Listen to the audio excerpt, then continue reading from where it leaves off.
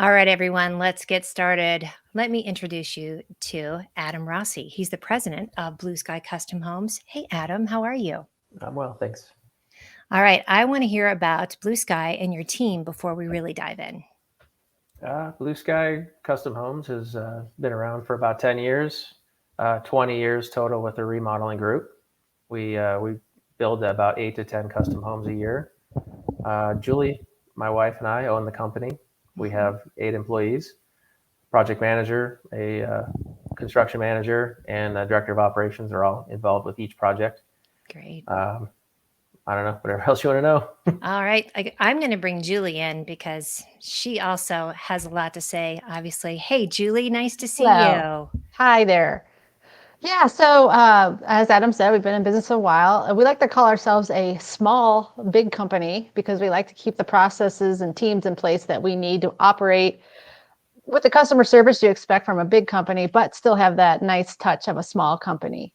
So, yeah, I've been with Adam pretty much the whole way. Act as the CFO, but I also do a lot of many hats, as a lot of small business owners do.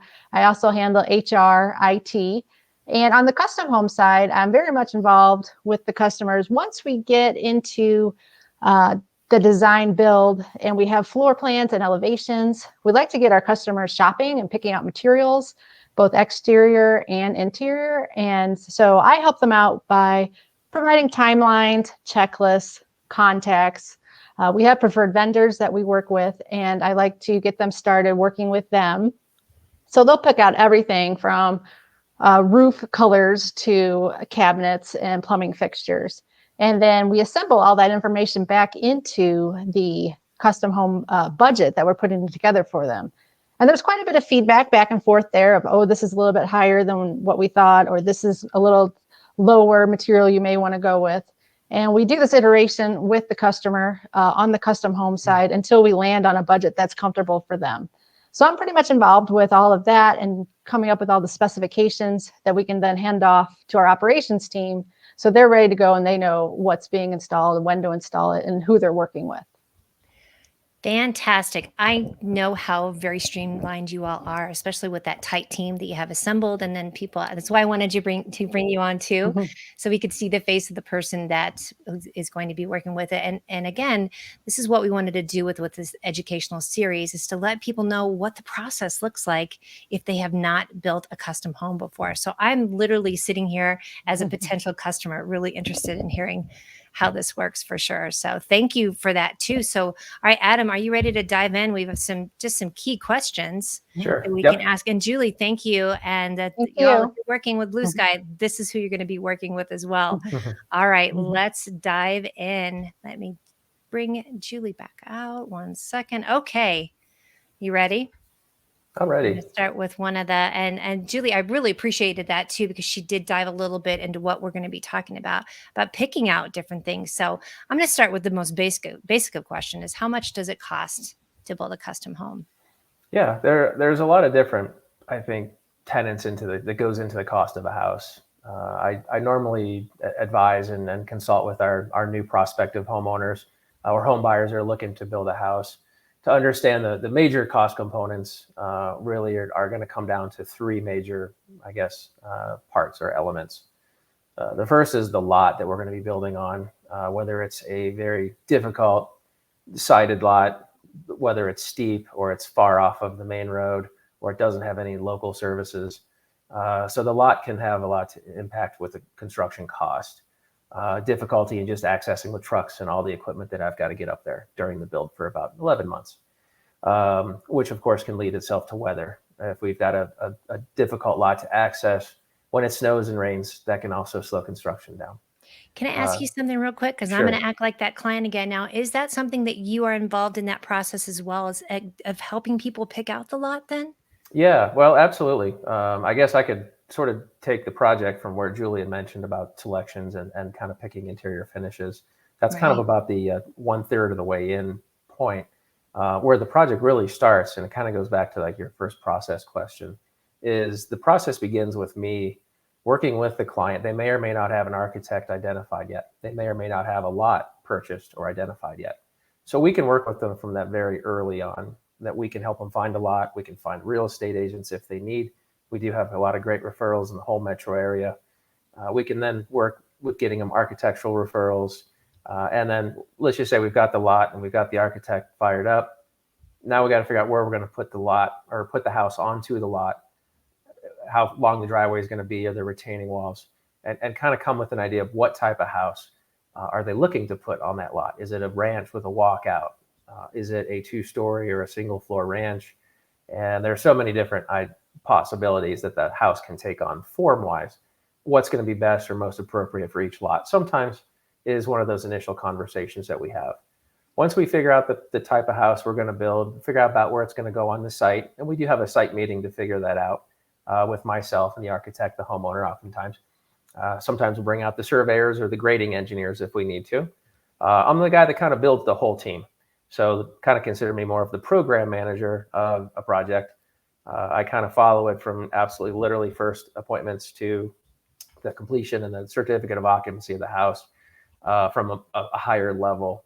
But those initial meetings are definitely all me to help them kind of best site it. I have a little better intuitive, I guess, look at the house compared to architects, just because I know from the aspect of having to build the house what we're going to be up against with weather and engineering and structural components, bringing trees in and all these things.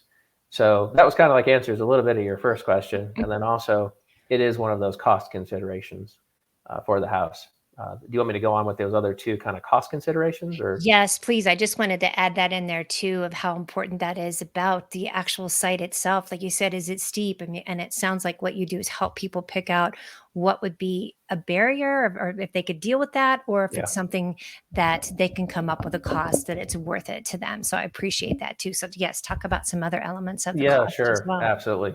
So yeah, the land and the lot and the difficulties that go along with the lot would be like one of those main, what does a house cost? The second part really is the house itself. I kind of gave a little bit away, I guess, in the last sort of statement, which was, what does the house look like? Is it a tall, stately 2-story Argentinian estancia? Is it a farmhouse? Does it have a lot of very expensive materials on the outside? Is it very wide or very long? Does it have an enormous deep basement? So all these little details about the house itself. What I would really kind of quantify is like the scale of the construction project itself. How big is the house? Is it 4,000 feet? Is it 5 or 6 or 7,000 square feet finished? Does it have a lot of big garages attached to it? Does it have multiple decks and patios? Do we have a lot of landscaping that's going to be required and look? So that would be kind of your second main point to consider as far as the house cost. That's just the scale of it. And then the third, and that's really where Julie and Melissa and some of my other team members were going to come into, as well as the interior designers. And that is, what are we going to put on the house and what are we going to put in the house? So the expense of everything from appliances and cabinets to the type and amount of stone on the outside, the type of roof. A metal roof is much more expensive than a tile roof, which is much more expensive than asphalt composite shingles. So some of those are required or driven by homeowners associations or design review committees. So as part of my program managing, I'm also going to be interfacing with the associated agencies, outside agencies that we have to coordinate with. Design review committees and HOAs being probably our first two hurdles to get through to build the type of building that's expected or allowable in that general area. If there is no guiding design review committee or HOA, happy day for me. It's just a lot less phone calls and meetings I have to attend. In which case, then it kind of comes down to me, the architect, the homeowner, all sitting down together and determining what the house is going to be, and kind of starting also what their investment level, what would they like to spend on the home, knowing the cost of the lot, the cost of the improvements to the lot, the house, and then finishes, to help them kind of triangulate and get them to an ultimate budget as far as a preliminary idea based on that scope. That makes a lot of sense too, of even talking about that. That's a piece that people don't think of as design review boards, HOAs, and so forth. Because as you see these certain neighborhoods, they can have a theme to them as well. So they may want that more expensive tile, but that's not something that's within that design review allowance, correct? Yeah, exactly. And That's we help them with that line item transparency too, so they can quickly come to an understanding with our experience level. We kind of take everything we know in the gray matter, and we help them through a very itemized, very detailed Excel document, which just itemizes all the costs very early on to tell, is this going to be $1 million house or $1.5 million or $3 million? So what are the cost components? And we usually do hit right out all the soft costs that are involved too. The architectural and the engineering, the surveys and the grading reports that come from the civil engineers, the permit cost, water tap fees. So all those things that the homeowner may not really know about, but they're all going to be a hard cost thing that's eventually going to have to come out of a bank draw or from the homeowner's cash to as part of the cost of the house. So it's not just the 2x4s and the windows, but that it's actually a lot of other soft costs too. And those can amount to a pretty large amount. 150, 200 or more $1,000 can be just in all of those soft costs. And some of those costs are going to be borne by the homeowner up front. So there is a kind of a cash outlay in the beginning of a new custom home relationship, that there is going to be a little cash necessary for some of these upfront costs before the bank loan, if that's what's the vehicle they're going to use for financing, comes into. I'll let Julie maybe talk a little bit about the financing. I think we'll probably have a quick discussion on that later on. Yes. But all yes. those costs come into play, so it's important to identify them all. And it sounds like what you all help with too is decision fatigue, because all these things that you're talking about, there's two parts. There's what you don't even know, what you don't know, and then making that decision or knowing all those variables. So I can really appreciate that's part of custom home building, is knowing all these things, having this checklist, like you said, your Excel spreadsheet, and then being able to walk that homeowner through all of that, because they wouldn't know that. Oh yeah, that decision Right. fatigue is exact. It's a great way, and actually I use that terminology a lot of times with my owners too, to say that this can be kind of an onerous and sort of not an awful process, but it's tiring.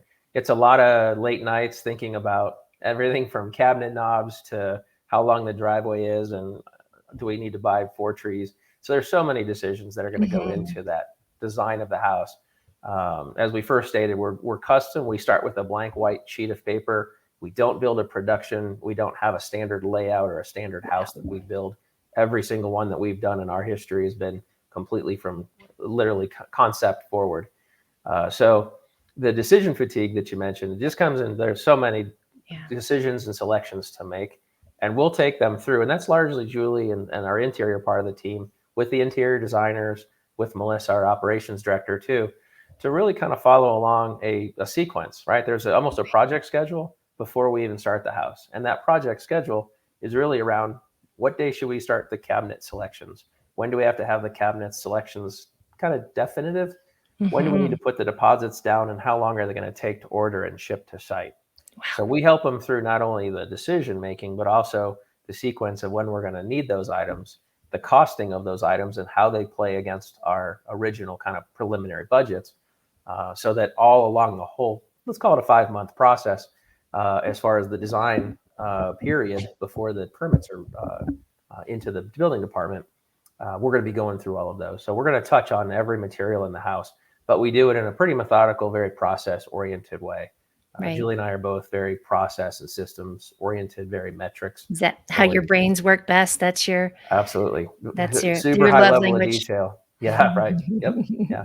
And I just put your website on here, blueskydesignbuild.com, because anyone who's watching this can go and take a look at some of the homes that they've built. And it's very exciting to hear this again. I'm looking at this as if I'm going to build a custom home. It's exciting, but daunting when you're talking about those. That's not an understatement. Yep. Yeah, it's exciting but daunting. Sure. And then of course it's so fun to watch it go in. Anyone that has a kind of an interest in just the construction process, it's fun to just watch it go together. How many professionals that we're going to have involved with this project. We'll talk about our team, of course, meaning the guys that are actually going to be in the field running these projects. We have very skilled project managers and a very knowledgeable superintendent that works with them. Not to mention all the trades that we have long relationships with that are very, very good at what they do. So the process is really fun to watch. The part that become long with the projects, right? We get a little bit of weather. We have a delay from a building department. We have a delay for a material arrival. The cabinet is shipped and it was the wrong cabinet, or it was broken. So many little things can happen. But that's, again, the strength of our team, is just to take those little issues that we encounter and just go right through it, solve the problem for the homeowner, and then just sort of communicate that out and move on to the next step. So the whole process itself, end to end, is probably between 16 and 18 months total. Gotcha. So it's one of these, building a house is one of these kind of things in your life that you'll do probably one time twice if you really enjoy it, like we Yes. would, or more, because it is a really wonderful way to get exactly what you want. And I'd say many, if not all of our homeowners so far, knock on wood, are still just loving where they live. We I built the love it. house tailored to their life, Yeah. tailored to their kids and their parents, and the way they entertain and live in the house, so that we don't get callbacks to fix anything there. I don't feel of any buyer's remorse to say, I wish we would have added that rec room, or I wish we would have had a bigger garage. Sure. We'll go through all of that. So the design fatigue is also basically, I'm going to take them through, I'll ask the same question 20 different ways and different times. So I can make sure that what we've designed and what we've gotten into permit and what we have final budgeted for them is going to be the house for them. We kind of future proof a little bit. And at the Love same that. time, they generally get a lot of equity out of the house too, building this way, because what they're doing is the crappy part that nobody wants to do. And that's go through the whole designing and building process. So Um, true. Boy, yeah. you're So, right. And yeah. if So you that, did that right, though, so it's something that someone else can enjoy, you're right, then that equity does build as well. And I just want to touch on very quickly about you saying about this team. Now, if anybody's watching this and has been through a disastrous custom home build, they know how tough that can be, and then the importance again of these trusted people. I love that you have trusted advisors. You have even everything, even with bank contacts, loans, any kind of providers and suppliers. That's a huge part of this industry, of what works and what doesn't work. oh, absolutely. That's kind of like, we look at this as if you would, if you're in a corporate America, type job. This is a Mhm. program. So it's not just building a house. It's not just helping them design a house. It's not just helping with bank contacts, and it's not just helping them find great electricians and roofers. It's not just about putting a great warranty at the end of the project so that they know when they move in that we're with them for a lot Mhm. of years to come. And so we can talk about our warranties. We can talk about that financing, but really I just wanted to kind of bring that in, that it's a major, major purchase of a very high importance level. And, we take everything crazy important to, because we know from the customer side of thing, how it feels to, Yeah. to kind of be in that space. You feel a little bit exposed. You got a lot of money changing hands. You Mhm. don't see the product until the very, very end. The big So reveal. the I'm big telling reveal, you. construction is a really weird thing to buy, right? You don't even Yeah. know what it is you bought until you're all the way Mhm. through the very end.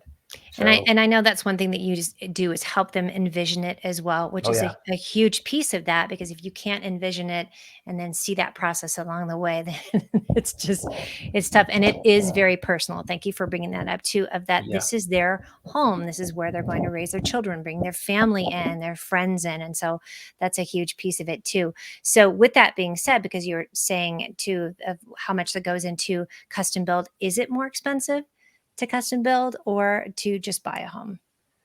Well, I guess, I mean, that's a tough question, right? I would I know. unequivocally say it's more expensive to build a custom home Okay. than buy a production home. Now, if the production home is exactly what you want, with the exact proportions of rooms, the room associations, with the exact materials and the exact lot that you want, with the view, you're going to be missing a lot of things with a production home, is what I guess what I'm getting to. You're going to have houses that are between 10 and 20 feet apart. You're going to have lots that are very small. They're not really, they're only made by a production builder who's trying to maximize kind of a profit on a small house. So your materials levels are going to be lower. The way that the house is shaped, you're going to find a house that's much more rectangular and boxy. It may have a couple interesting lines in the building, maybe a couple lines in the roof, but from a framing perspective, it's very, very simple. It doesn't have a lot of big wow and pop. And let's face it, it looks like the other 200 in your subdivision or your development, just like one another. You may have the red house where your neighbor has the blue house. The next guy's got the silver house or the tan house. So there is a little higher cost level, but not exorbitantly so. Generally, we kind of, and let me give out a little, like, one of our kind of trade secrets. And then generally, if you're kind of thinking in terms of around $300 a square foot, plus or minus maybe 25 or $50, that gets you into an idea of what we can do to build the house. Now you're going to have lot costs on top of that as well. So if you're buying a lot for 190,000 or 525,000, that would factor in. But generally, those more expensive lots are going to come with really stellar views, very interesting one of a kind sighting. We're building a lot of these homes that have wonderful either city views, mountain views, maybe both, views of Chatfield Reservoir, Roar Reservoir, views that are just, you can't find, views that are out by Evergreen where you just have enormous wooded U.S. Forest Service lots, something a production builder will never be able to deliver. So is it a lot more expensive? No, it's not a lot more expensive. Homes, especially in the Denver metro area, I think our average home price just went up again. And this is not just new construction, but in the 600s. New construction houses now, $700,000, $800,000, $900,000 is not unusual. A custom house, you're probably looking at a starting level of about $1.3 million to $1.5 million with lot and soft costs. Again, all those factors taken into consideration, they can go much, much higher, because with a custom home, you can also add all those great bells and whistles that a production level will never offer. Big, expansive gourmet kitchens, if that's what you really do. Large walk-in wine cellars and humidors and cigar rooms. Huge entertaining areas, recs. Big screen TVs that come out of the deck on the patio with two-sided fireplaces. We have wine cellars and we have enormous garages. And basically a focus on the family and entertaining. So you've got the indoor-outdoor experiences. Since you have views, usually with a custom home, you're also going to have big, wide, expansive windows, taller ceilings, big volumes in great rooms with trusses and beams, offices with fully built-out built-ins. So you're getting all of that for that extra money. So more expensive, dollar-wise, dollar to dollar, yes, but way more value, I would say so. And it's not for everybody. A lot of people just don't want to have that output of money into a home. Those that can afford it, obviously congratulations to them. They've done something great in their life to be able to do that. And we're happy to work with them. We do work pretty much at this level. I don't build production, so I apologize. I can't build you anything at $700,000 or $800,000. That's kind of for those big builders that are kind of cutting corners and trying to get every dollar. And they also usually run pretty roughshod over their tradesmen too. They're framers and foundation guys, roofers and electricians. They're getting absolutely as quick production as they can for pretty minimal piecework value. So you also don't have a really excited and happy trade group working for the house.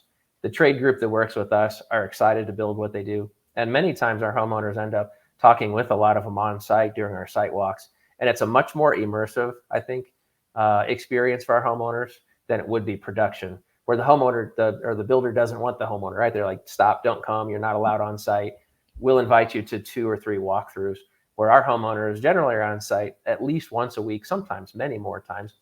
We're always asking that they coordinate with our project manager so that we can safely escort them around the site and make sure that the proper tools are taken down so that we can have a conversation. So that's another thing you get working with a custom builder, at least with us, is that you get that very family to family, understanding that relationship, dedicated manager who's going to take the time to explain what's happening and allow the homeowner to sometimes evolve the plan.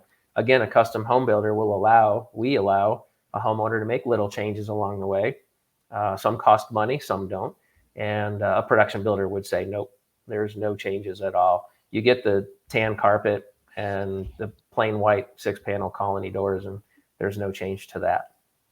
You really hit the nail on the head with that. The biggest difference is the ability to encourage homeowners to come in and be there along the process. And you're absolutely right. That does happen. Of you, Yeah.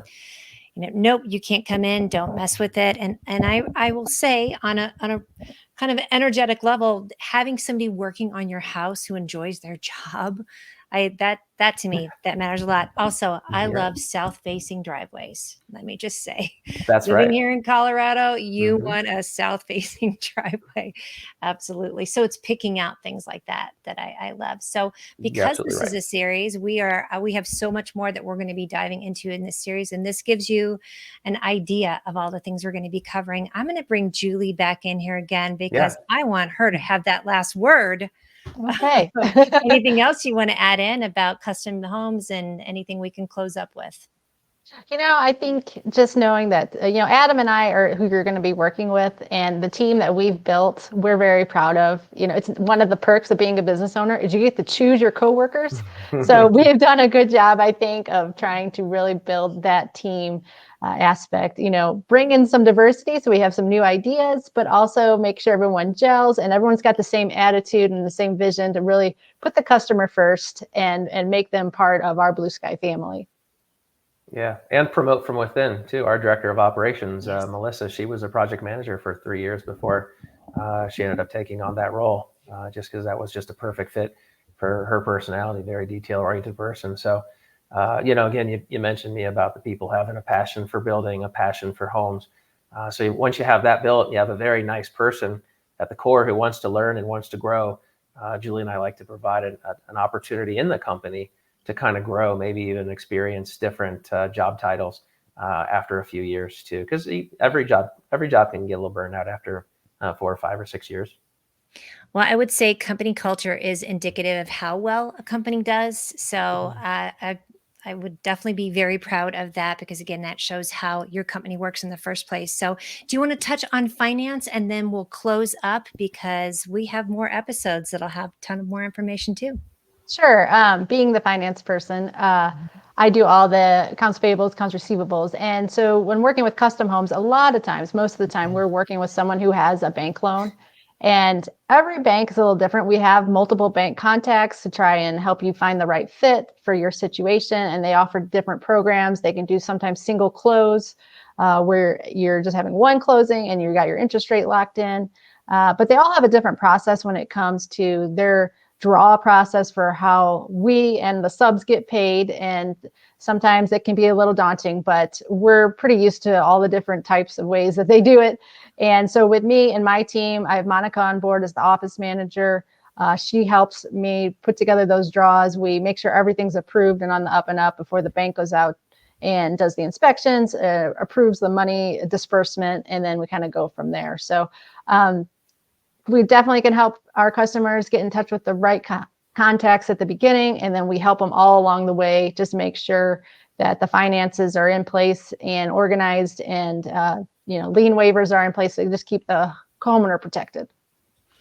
That's huge value as well of bringing in the value of your trusted partners that can help people out with that because when you get into money, especially, that's Yeah. going to be the bottom line. All right. Well, Adam and Julie, this has been amazing. Thanks for all this great information. Everybody stay tuned. We have more episodes to come. And again, if you'd like to get in touch, go to blueskydesignbuild.com and you can also look at all the fun, pretty pictures of what they built. Yep. And the Thanks, 15,000 everyone. that didn't make the cut. That's right. Exactly. That's the high quality. All right. Thanks, everyone, for tuning in. Okay, Thank thank you. you. Bye. Thank you. Bye-bye.